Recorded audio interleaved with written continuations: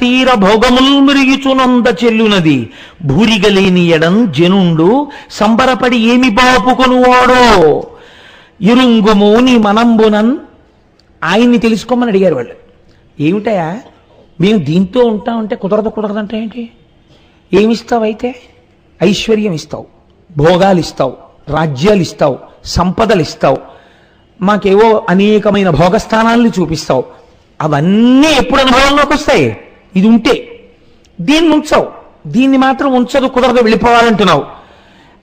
ఇప్పుడు మీరు ఇంకోటి అడగండి అంటున్నావు. అంటే మేము ఇది అడుగుతాం, అది ఇస్తావు, ఇది తీసేస్తావు. అంటే నీ తెలివితే అట్లా? అంటే మేము తెలివి తక్కువ అనుకుంటున్నావా? అంటే ఇది ఇవ్వాలని ఎందుకు అంటున్నావు? ఇది ఇవ్వద్దా నువ్వు మేము తపస్సు చేసినప్పుడు? నిజంగా అవధుందండి ఈ అజ్ఞానానికి. బ్రహ్మగారు అన్నది ఒక్క మాట, ఆయన పరమసత్యాన్ని చెప్పారు. ఆయన వీడికి అర్థమైందా? వీడు ఎంత తిరగబడుతున్నాడో చూడండి పద్యంలో అని.